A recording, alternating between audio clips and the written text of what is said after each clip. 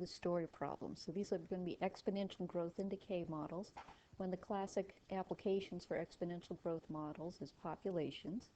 So a model for the population of India, 368 times 1.02 to the power of t, where t is measured in years since 1950. So say 1970 would be t equal 20, and p is in millions of people. So if we want to estimate the population 2010, we can take the 2010, subtract 1950, and that gives us 60 years since 1950. So we want to find p of 60, substituting that into the function. That gives us 1,207, but this would be millions of people, which would actually work out to be 1,207,000,000 people. Now, taking the opposite approach here, we want to find when the population reaches 2 billion. So now we know p, and we want to find t. So 2 billion is 2,000 million. So we're going to let p be 2,000, set it equal to the function. We're going to solve for t. So first off, we can divide off 368. And that gives us a messy number, a messy fraction equal to 1.2 to the power of t. Take the natural log of both sides, allows us to take the t, which is an exponent, and turn it into a product, a factor. Then we can divide by the natural log of 1.02 to get the t. And approximating that, we get 85.48. So about 85 years after the year 1950, around 2035. So the model we're using here, I'll move this over.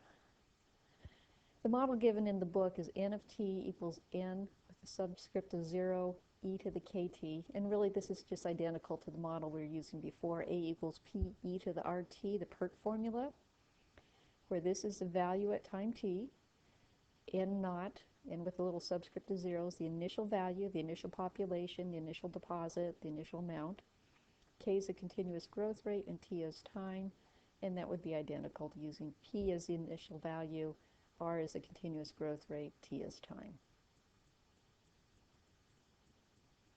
Okay, so say we have a city of 100,000 people, and we know it's going to grow continuously at 5.1%. So 100,000 e to the 0.051 times t. To find the population 5 years from now, we let t equal 5, so n of 5. Plug the 5 in, evaluate. In 5 years, at this growth rate, our population will be 129,047. To get the time for the population to double, doubling 100,000 would be 200,000. But then to solve for e, we divide off the 100,000, and we get 2 equals e to the 0.05t. And just kind of a side note here, we didn't actually have to know what the initial population was in order to find the time to double from the initial population. Because if the initial population was p, 2 times p would be double the population. We'd be able to divide by p and get 2 equals e to the 0.05t.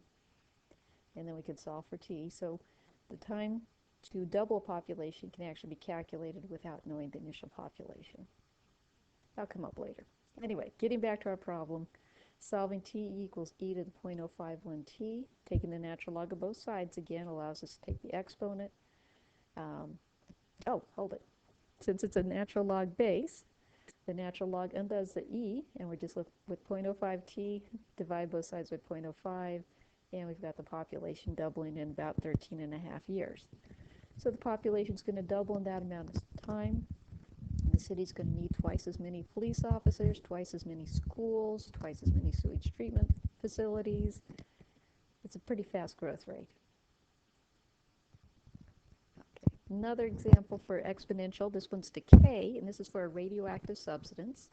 So we're starting with 10 ounces, and we know 8 days later it's been reduced down to 7.2 ounces. So finding the model, we know the initial amount is 10 ounces, so we can put the 10 in. And then the other piece of information we know is that after 8 days, we're down to 7.2 ounces. So this will allow us to solve for r, the unknown decay rate. So we can divide by 10.